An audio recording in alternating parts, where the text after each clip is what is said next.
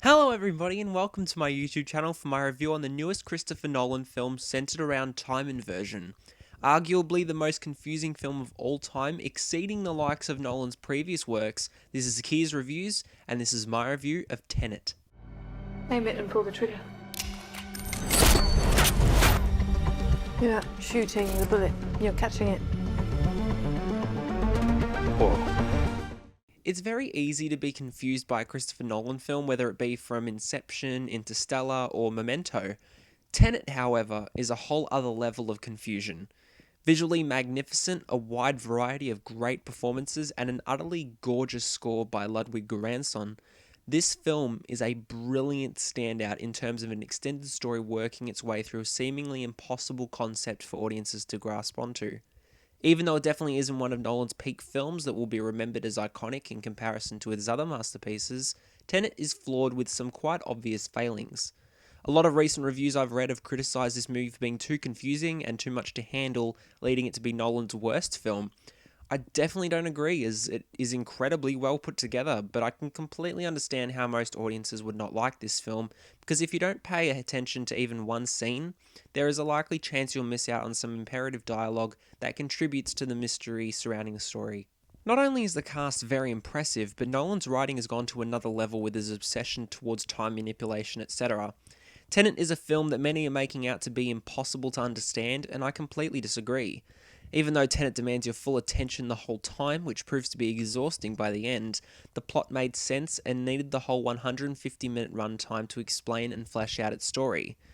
The first half is incredibly confusing, and there were a lot of points where I thought I'd grasped the concept of time inversion in relation to the movie, but I really didn't until it was fully explained after a massive development towards the final act. Once this was explained and was shown properly, once that understanding had settled into the audience's mind, the story began to flow and set in place a lot more with me, and I could become enticed in the movie's events from there on. You want to crash a plane? But not from the air. No, it's so dramatic. Well, how big a plane? That part is a little dramatic. The cast of Tenet was very varied in my opinion. John David Washington and Robert Pattinson were wonderful and played their roles perfectly, proving throughout that their characters had a strong companionship.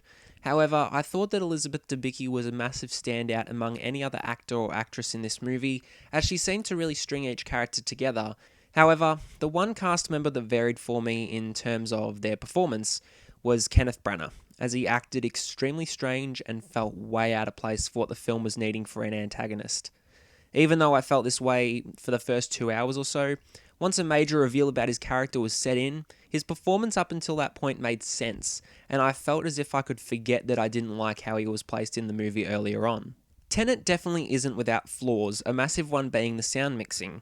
I didn't think the sound mixing made most of the dialogue unintelligible because I understood the majority of what each character was saying, even with Ludwig Göransson's magnificent music roaring above it.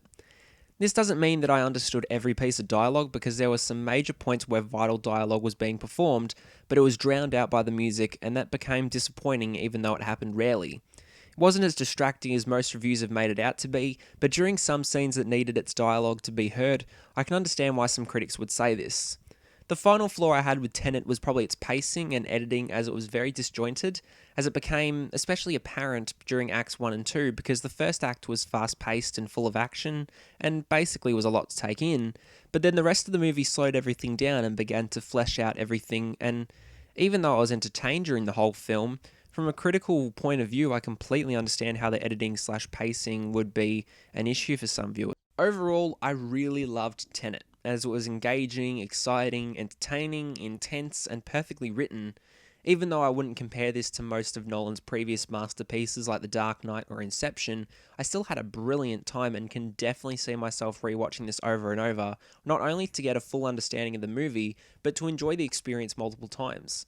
The cast was brilliant, the story was confusing yet intricate with multiple layers of storytelling on offer from Nolan, and it honestly culminated into such a wonderful experience that I really take my hat off to Nolan for what he did with this movie.